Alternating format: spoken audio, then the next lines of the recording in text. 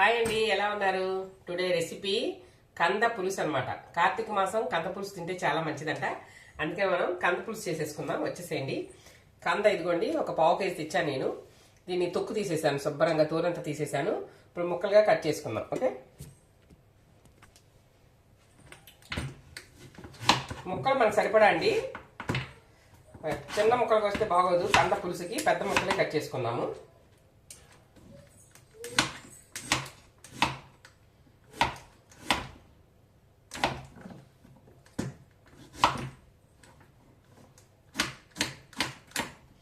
మా అమ్మమ్మ చిన్నప్పుడు పెట్టేది కంద పులుసు. మా అమ్మమ్మ చిన్నప్పుడు ఈ కంద పులుసు పెట్టేది, దాంట్లో బెల్లం వేసేది. నాకు చాలా ఇష్టం. భలే భలే బాగుండేదండి కంద పులుసు. బెల్లం వేసుకుని తింటే పెద్ద పెద్ద ముక్కలు, అసలు ఎంత టేస్టీగా ఉండేదో కంద పులుసు. మేము చామదుంపల పులుసులో కూడా బెల్లం వేసుకుంటాం మేము.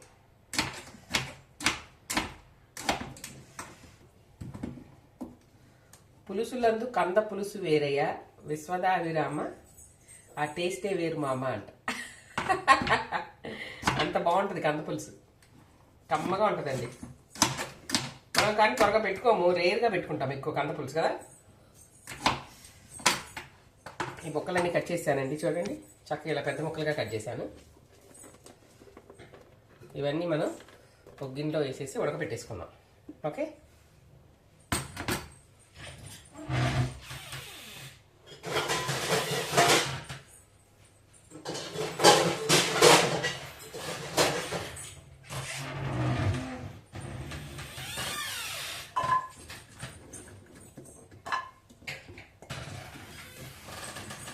డాలీ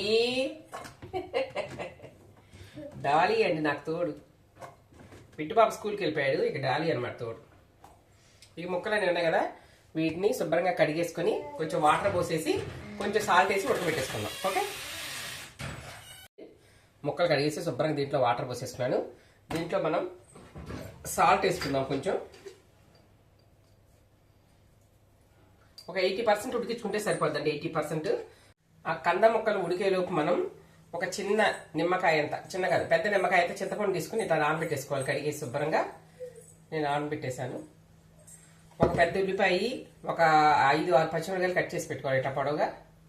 నెక్స్ట్ ఒక టమాటా కట్ చేసి పెట్టేసుకుందాం కంద ముక్కలు ఉడికేలోపు. ఓకే, వంట చేస్తూ ఉంటేనే వస్తుందండి. కొంతమంది వంటను కానీ అమ్మో భయపెట్టిపోతారు, కుదరదేమో, కూర రుచిగా రాదేమో అని. కానీ వంటలు చేస్తూ ఉంటేనే వస్తుంది. ఉప్పు ఎక్కువైంది అనుకోండి ఏమవుద్ది, ఒకరోజు ఎక్కువ అవుద్ది, రెండో రోజు చూసేసుకుంటాం కదా ఇవాళ ఉప్పు ఎక్కువైందని. కారం ఎక్కువైతే అవుద్ది, రెండో రోజు చూసేసుకుంటాం. ఇంట్లో వంటలే రుచిగా ఉంటాయి, ప్లస్ హెల్త్కి కూడా చాలా మంచిదండి. హోటల్ ఫుడ్ కంటే బయట ఫుడ్ కంటే ఇంట్లోనే ట్రై చేయండి. మీకు తెలియకపోతే ఈ మన యూట్యూబ్లో కుకింగ్ ఛానల్స్లో చాలా బాగా చేస్తున్నారు అందరు వంటలు. చాలా ఛానల్స్ ఉన్నాయి కుకింగ్ ఛానల్స్, వాటిలో చూసి నేర్చుకోండి. లేదా అమ్మమ్మల్ని అడిగి నేర్చుకోండి. చక్కగా వంటలు చేసుకోండి. ఇంట్లో పిల్లలకి మంచిగా ఆరోగ్యకరమైన రుచికరమైన వంటలు వండి తినిపించండి. ఓకే, టమాటా కట్ చేసాను. ఇంకా ఉడికిపోతే మనం పొయ్యి మీద వేసేసుకోండి, తాలింపు వేసేసుకోవాలి. ఈలోపు తాలింపు దినుసులు కరివేపాకు అన్నీ రెడీ చేసుకుందాం. అవి ఉడికేలోపు చక్కగా ఉడికిపోయాయండి కంద ముక్కలు.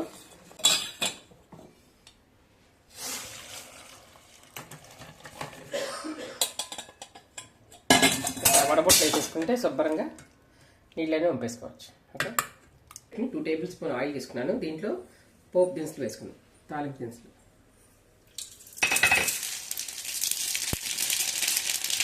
కరివేపాకు వేగిన వీటితో పచ్చిమిరకాయ ఉల్లిపాయలు.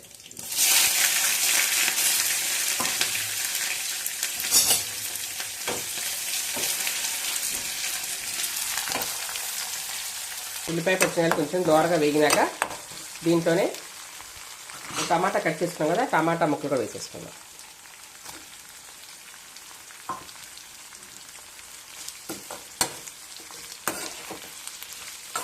దీంట్లో ఒక పావు స్పూన్ పసుపు వేసుకుందాం, కొంచెం ఉప్పు వేసుకుందాం. ఉల్లిపాయ మళ్ళీ సరిపోతే తర్వాత వేసుకుందాం సాల్ట్. ఓకే,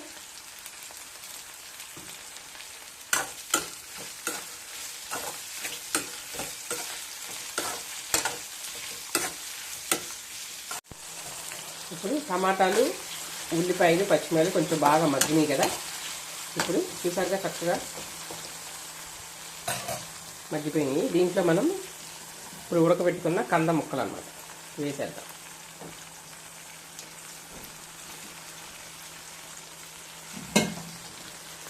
వేస్తే ఇస్తాం.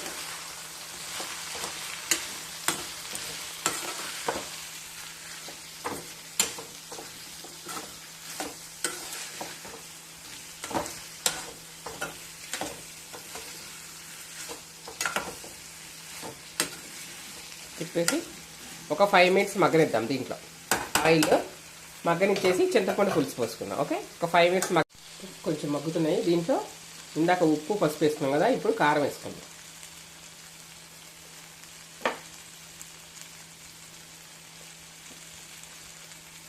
నేను 1.5 స్పూన్ కారం వేసుకున్నాను. 1 టేబుల్ స్పూన్ అండ్ 1/2 స్పూన్ చాలు. మరి పులుసులోకి ఘాటు ఎక్కువైనా అంత టేస్ట్ ఉండదండి, బాగోదు. అలాగే పచ్చిమిర్చి వేసాం కాబట్టి సరిపడా కారం సరిపోద్ది. మీరు ఎక్కువ కావాలి కదా. ఇప్పుడు ఒక్కసారి ఇట్లా కలిగి పెట్టేసుకుని ఇప్పుడు మనం దీంట్లో చింతపండు పులుసు కూడా, చింతపండు పులుసు కూడా అండి చిక్కగా ఉండాలన్నమాట. ఓకే,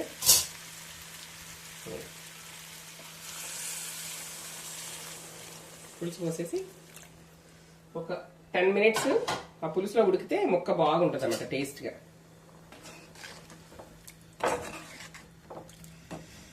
చాలా చాలా బాగుంటుందండి కంద పులుసు. కార్తీక మాసం తింటే చాలా మంచిదంట కంద పులుసు. కొంచెం కొత్తిమీర కూడా వేసాను. 1 రెబ్బ కొత్తిమీర, 2 రెబ్బలు కొత్తిమీర వేసాను. ఓకే, ఒక 10 మినిట్స్ ఉడకనిచ్చేస్తే చక్కగా పులుసు ఉడుకుద్ది, కమ్మగా ఉంటుంది. చూడండి కంద పులుసు చక్కగా ఒక్కొక్క ఉడికిపోతుంది. కమ్మని వాసన వస్తుంది. చూస్తుంటే నోరు ఊరుతుంది నాకైతే కదా. ఇప్పుడు దీంట్లో సిమ్లో పెట్టేసుకొని ఉడుకుతుంది కదా, బెల్లం ముక్క వేసేసుకుంటాను నేనైతే. మా ఇంట్లో అందరూ బెల్లం తింటారు కాబట్టి నేను బెల్లం వేసేసుకుంటానండి. అదే మీ ఇంట్లో బెల్లం తిననుకోండి, కొంచెం కూర పక్క తీసేసుకొని దాంట్లో బెల్లం కలుపుకుంటే సరిపోద్ది.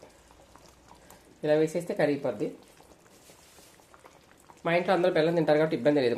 మొత్తం కూరలో వేసేస్తున్నాం బెల్లం. మీ ఇంట్లో ఎవరైనా బెల్లం తిన్న వాళ్ళు ఉంటే కొంచెం కూర పక్క తీసి పెట్టుకొని అప్పుడు బెల్లం కలపండి. ఓకే,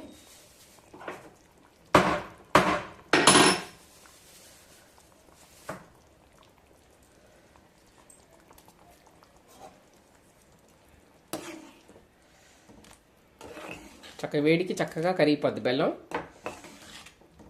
సూపర్ సూపర్ ఎమ్మి ఎమ్మి కందగడ్డ పులుసు.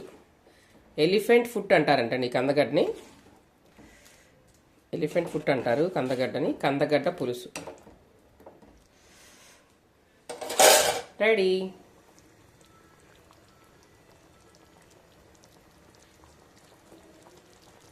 కందగడ్డ పులుసు. బెల్లం వేసేసాను. బెల్లం బాగా కరిగిపోయింది. టేస్ట్ చేద్దాము. నాకైతే నోరు ఊరుతుంది. మా అమ్మమ్మ బాగా చేసేదండి కందగడ్డ పులుసు, చాలా చాలా బాగా. ఎంత బాగుండేదో. ఉప్పు మీరు సరిపడా చూసి చేసుకుని, ఇందాక నేను కొంచెం వేసాను ఉల్లిపాయలు వేగేటప్పుడు. మళ్ళీ సరిపడా చూసి నేను ఉప్పు వేసాను. మీరు కూడా సరిపడా చూసి ఉప్పు వేసుకోండి. నాకైతే అన్నీ సరిపోయినాయి. ఇట్లా పులుసు ఇలా తాగే అనిపిస్తుంది, అంత బాగుంది.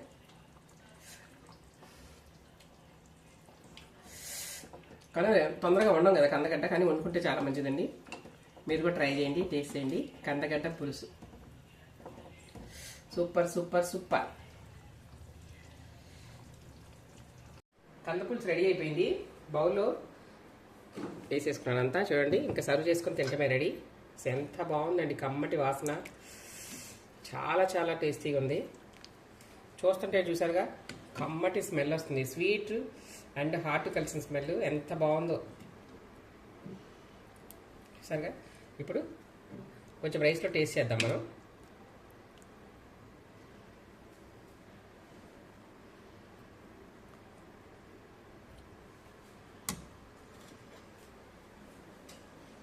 ఈ పచ్చిమిర్చి కూడా ఇలా పొడవ కోసుకుని వేసుకుంటే మరి బాగుంటాయండి. పులుసులో నంచుకోవచ్చు. ఈ కంద పులుసు ఏంటంటే మా అమ్మమ్మ గుర్తొస్తుంది. ఎక్కువ వండేది మా అమ్మమ్మ కంద పులుసు. నేను తగ్గించేసాను కానీ